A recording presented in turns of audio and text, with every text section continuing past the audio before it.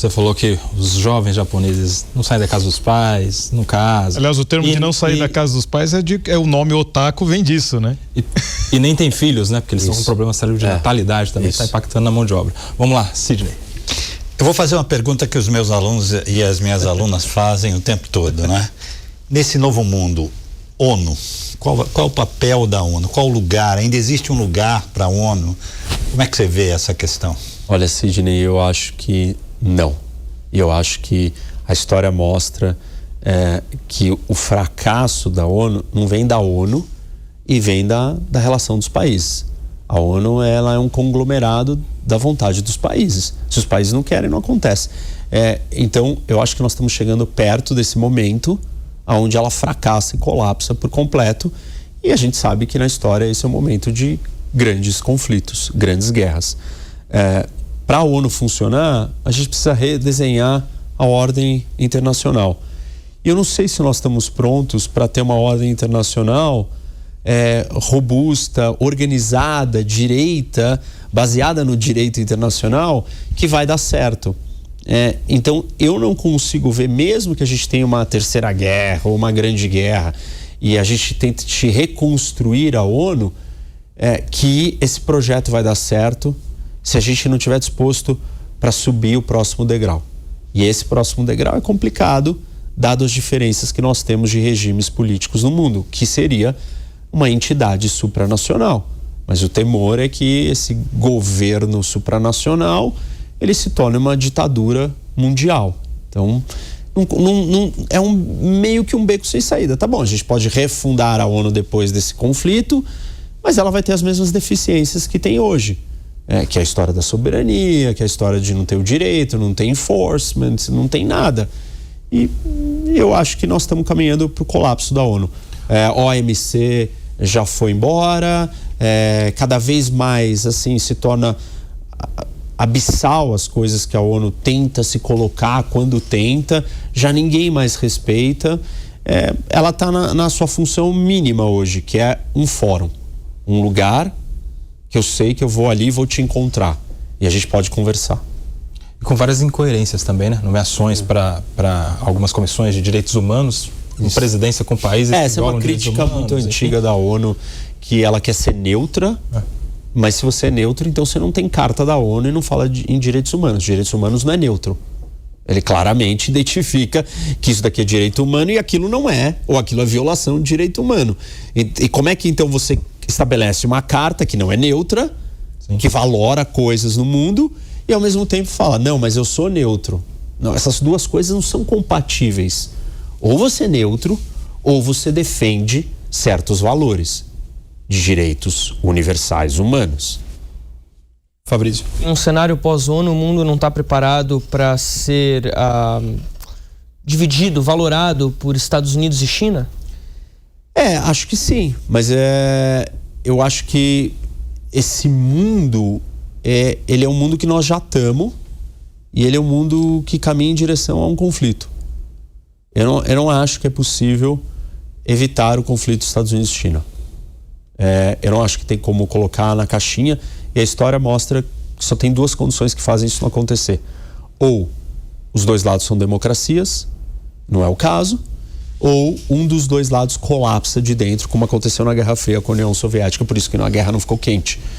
E eu não acho que nós temos nem a China e nem os Estados Unidos à beira do colapso. Se nenhuma dessas condições está colocada, a história mostra que todas as rivalidades entre duas grandes potências viraram uma guerra. E eu entendo que nós estamos caminhando para isso.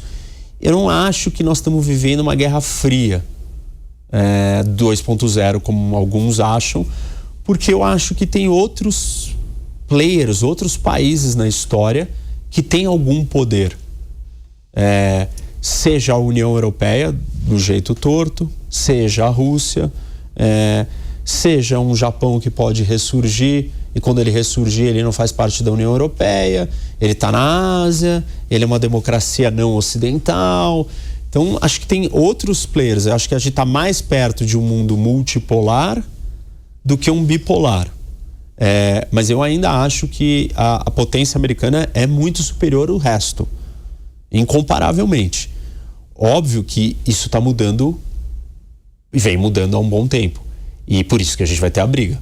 Porque alguém está achando que essa potência não é mais desse jeito e o próprio Estados Unidos está com medo e achando que ele está numa posição vulnerável em várias áreas e frentes. Chegamos perto de Lestásia, Eurásia e Oceania? Acho que sim. Acho que, sei lá, estamos vivendo um momento complicado. Realmente, tipo, do ponto de vista histórico, né? O Sidney também é professor de história. Eu acho que a gente está vivendo um momento único de participar e enxergar isso. Eu sei que as pessoas não gostam, né? Pô, mas cara, isso é destruição e tal, e guerra e não sei o quê, mas é um momento histórico. Fazer parte da história cansa. Cansa, mas a gente está fazendo parte da história. E não é qualquer história. É um momento crítico de várias frentes e vários capítulos da história da humanidade convergindo juntos. Tecnologia, inteligência artificial, a geopolítica, uma possível terceira guerra mundial. Tem muita coisa, transformações da economia assim monstruosas, a gente sair do planeta Terra, tem tanta coisa acontecendo e nós estamos presenciando isso. E vai culminar tudo meio que no mesmo momento. Deixa eu chamar o Luca Bassani para a nossa conversa. Luca Bassani, a próxima pergunta. Pois é, professor, até pegando essa última fala do senhor, falando que é inevitável o conflito entre os Estados Unidos e China, e até também retomando uma das respostas dadas pelo senhor de que caso os Estados Unidos não venham a salvaguardar Taiwan da forma como é hoje, isso poderia despertar uma nova corrida armamentista. Eu faço a seguinte pergunta: os Estados Unidos não reconhecem Taiwan como uma nação soberana, eles acreditam, assim como vários outros países, na One China Policy, né, na política de uma China só, e também o presidente Donald Trump, os governos republicanos têm uma postura um pouco menos pró-Taiwan do que tem os governos democratas, até comparando com o próprio governo Biden que acabou de terminar. Qual o senhor acha que seria a reação dos Estados Unidos caso essa invasão, essa tentativa de anexação de Taiwan acontecesse ainda durante o mandato de Donald Trump, e quais seriam os meios que os Estados Unidos podiam de fato utilizar para evitar um conflito de larga escala, mas ao mesmo tempo salvaguardar os interesses de Taiwan e os seus mesmos nessa ilha tão importante para a economia global? Ninguém vai impedir a China de capturar Taiwan. Assim, ninguém vai demovê-la de tentar. Pode se impedir se usar a força. E eu entendo que se ninguém fizer isso, o mundo está num lugar muito perigoso, muito mais perigoso do que uma coalizão internacional tentar proteger e ajudar Taiwan. E aí a peça central disso é os Estados Unidos. Eu não acho que o Trump tomou essa decisão, nem para um lado nem para o outro.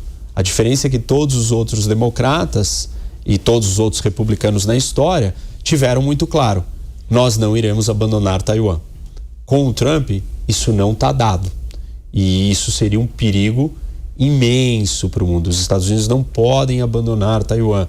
Os Estados Unidos vai ter que se apresentar ali e lutar. Acho que ele pode eventualmente até fazer um acordo com Taiwan, entregar Taiwan para os chineses. E nós estamos chegando perto desse momento porque o Xi Jinping tem a sua famosa fala de que o exército chinês tem que estar pronto para tomar Taiwan à força se necessário em 2027. Nós estamos em 26. O maior exercício militar da China contra Taiwan aconteceu agora, no começo do ano. E provavelmente a China esse ano fará outros testes, talvez um pequeno semi-bloqueio naval alfandegário contra Taiwan para ver que tipo de resposta o mundo traz, não sei.